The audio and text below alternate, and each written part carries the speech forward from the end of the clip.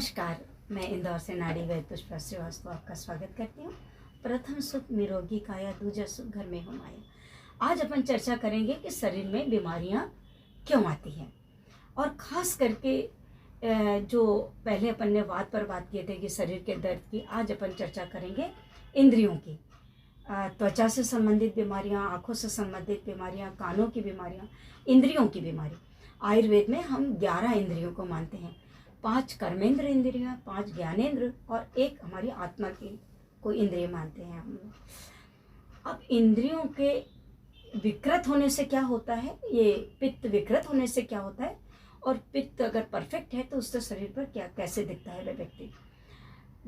पित्त का हम लोग जो महीने मानते हैं, 4 महीने मानते हैं। वर्षा ऋतु, ऋतुएँ 6 होती है, मुख्य रूप से हम 3 ऋतु मानते हैं, बारिश, ठंड और गर्मी। बारिश की ऋतु जो 4 महीने की है वो वर्षा ऋतु जितनी है वो पित्त से रिलेटेड है, पित्त बढ़ता है उसमें। और जब वर्षा ऋतु जाती है तो जब पित्त की ऋतु संधि, पित्त पिघल के निकलता है, संचित पित्त। अब हम पित्त बढ़ता कैसे है, पहले तो इस पर चर्चा करेंगे।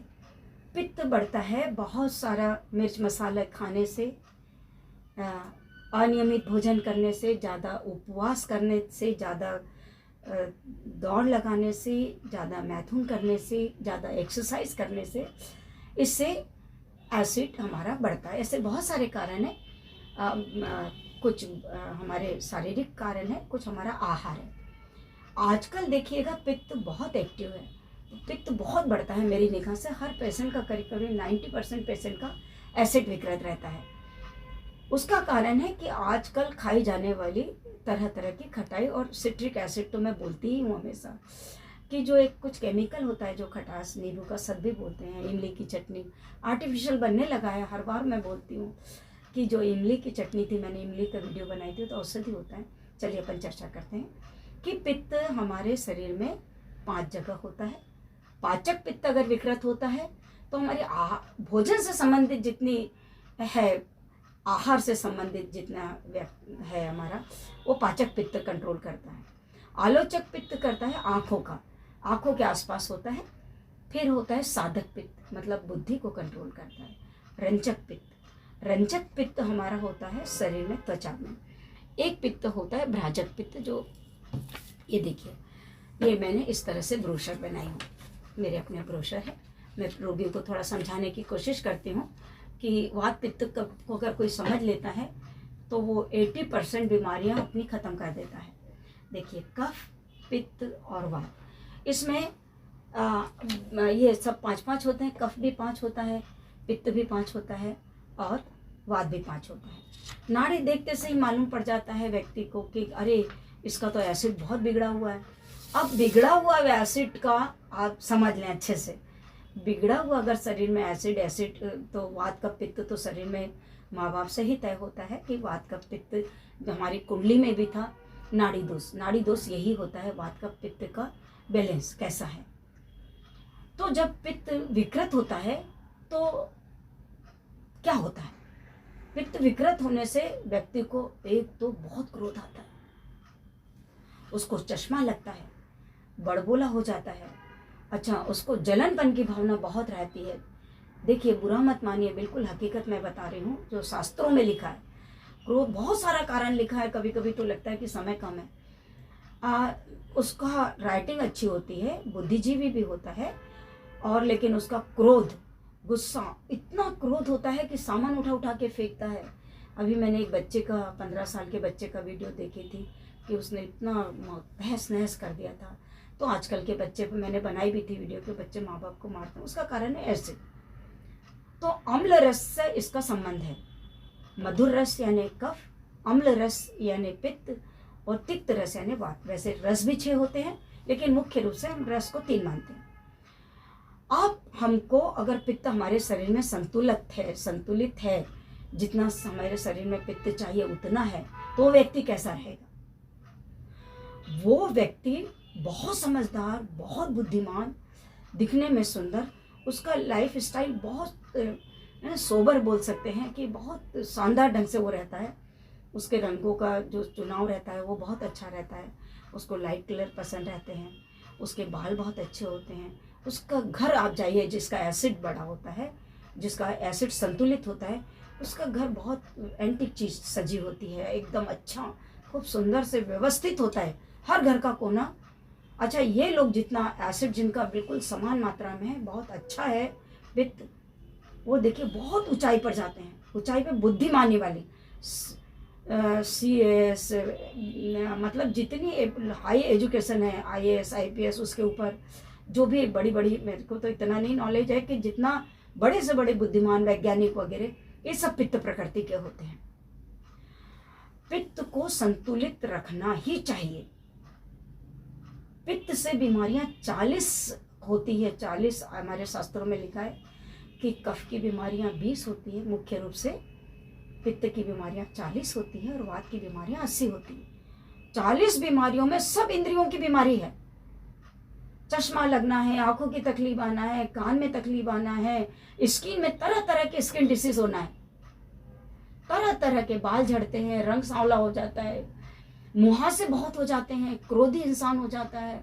और आज के वर्तमान में जैसे वैद्य होने के नाते जब मैं अपने पेशेंट देखती हूँ, आज के तारीख में मेरे पास 80% पित्त से रोगी ग्रसित है। इतना एसिड बढ़ रहा है, इतना क्रोधी हो गया है हम भारतीयों का स्वभाव, इतना पहले नहीं था। पहले इतना खटाई का चलन भी नहीं था, जब ऐसे आर्टिफिशियल खटाई नहीं बनी थी। पहले कुदरती खटाई होती थी, जैसे मैंने कोकम बताई थी, इसके पहले इमली बनाई थी, कविटका बनाई थी। ये नेचुरल खटाई है, कुदरत की दी हुई, कुदरत की दी हुई खटाई भी है, कुदरत की दी हुई मिठाई भी है, जो पेड़ों पे लगती है। खजूर वजूर ये पेड़ों पे लगने वाली मिठाइयाँ हैं। क्यों ना हम कुदरत की चीज़ों का ही प्रयोग करें। आजकल आप कहीं पर भी जाते हैं, कोई भी भोजन करते हैं, उसमें केमिकल युक्त खटाई होती है और वो शरीर पर दुष्परिणाम डाल रही है। बच्चों का स्वभाव बिगड़ता चला जा रहा है। जैसे मेरे पास पेशेंट आता है, टच करने पे आप देखिए उसका शरीर थोड़ा सा गर्म सा लगता है, हल्का सा उसका तापमान शरीर का गर्म होता है। कई बार पेशेंट जब आता है वो बोलता है इन्हें बुखार रहता है मैडम, शाम को बहुत बुखार चढ़ता है, लेकिन वो बुखार नहीं होता है। अग्नि तत्व, पित्त को हम अग्नि तत्व मानते हैं और अग्नि तत्व ज़्यादा होता है और देह बुखार की दवाइयाँ देते हैं, साइड इफेक्ट इतने हो जाते हैं। उसका एसिड कम कर दो, और एसिड कम करने के लिए आपको खटाई छोड़ना पड़ेगा। कई बार हम लोग को बड़ा दुख भी होता है कि ये नकली चीज़ें जो आजकल जो माताएं, मेरी बहनें, मेरे भाइयों सुन रहे हैं, देखिए आजकल जितने रंग बिरंगे पैकेट मिल रहे हैं बाजार में, सब में खटाई के रूप में केमिकल डला होता है। उसको आप खाना बंद करें। पेपर में भी कई बार आ गया है, पर आप उसके स्वाद के आगे झुक जाते हैं, बच्चों की जिद के आगे आप हार मान लेते हैं। नहीं, आपको पित्त को कम करना ही पड़ेगा, बच्चों का अग्नि तत्व शरीर से कम करना पड़ेगा। बच्चों का स्वभाव, बच्चों का ही नहीं भारतीयों का स्वभाव मैं बोल रही हूँ, बहुत क्रोधी होता जा रहा है। जरा सी बात में बहुत क्रोध आता है। और इस जब याद आया है मुझे, तो एक बात मैं और बता दूँ, जितने प्रदेश होते हैं उन प्रदेशों का जाति विशेष का आहार का प्रभाव पड़ता है, जो खाना खाते हैं। मान लो हम उदाहरण के तौर पे गुजरात को ले लेते हैं, जहाँ कड़ी फाफड़ा बहुत खाया जाता है, मतलब वात पित्त की संधि होती है। बिहार में देखिए नॉनवेज बहुत खाया जाता है। आप पंजाब में देख लीजिए, कफ के साथ वात का संधि हो जाती है आहार में। तो ये सब चीज़ें देखकर लगता है कि वो एरिया का स्वभाव भी करीब करीब, पूरा प्रदेश का स्वभाव करीब करीब मिलता जुलता ही होता है। इसके लिए वात पित्त कफ को समझना बहुत ज़्यादा जरूरी है, बहुत ज़्यादा जरूरी है। चश्मा नहीं लगेगा, आपको त्वचा रोग नहीं होंगे। अगर आपको त्वचा रोग है, कई बार पेशेंट इतना ज़्यादा सोराइसिस लेकर आता है, दवाई तो ठीक ही है लेकिन उसका स्रोत बंद करती हूँ। हम लोगों का, वैद्यों का ये होता है कि जिस रास्ते से शरीर में बीमारी आ रही है उस रास्ते को बंद करिए। मान लो बच्चा बहुत खटाई खाता है और एसिड बढ़ा है, तो उसकी खटाई खाना बंद करें। बच्चा बहुत कफकारक चीजें खाता है और उसको सर्दी होती है, तो उसकी सर्दी जिससे हो रही है वो बंद करिए बजाय दवाई देने के। तो ये वीडियो को जरा ध्यान से देखिए और समझे। अगर किसी कारण से आपको कुछ समझ में नहीं आता है, क्योंकि ये बहुत विस्तार में लिखा है इसके बारे में, और छोटे से 3-4 मिनट में मैं क्या समझा पाऊंगी, थोड़ा प्रयास तो करती हूँ। आप उसको समझें, जितना इंद्रियों का है जितना अच्छा। पित्त जब विकृत होता है तो बहुत ज़्यादा मानसिक विकृति होती है, पागलपन बोल सकते हैं। अनजाने फोबिया पनपने लगते हैं, इतने फोबिया कि ये पित्त से होता है। और कई बार मैंने फोबिया की दवाइयाँ भी बताई, मतलब पित्त कम करने की हमेशा चर्चा करती हूँ। आप ध्यान से देखें और समझें इस बात को, ये शास्त्रों में लिखा हुआ है। जब हमारी दीर्घ आयु हुआ करती थी, हम बिल्कुल 100-200 साल तक जीते थे, लेकिन कहाँ हमारे आंकड़े अब ख़त्म होते जा रहे हैं।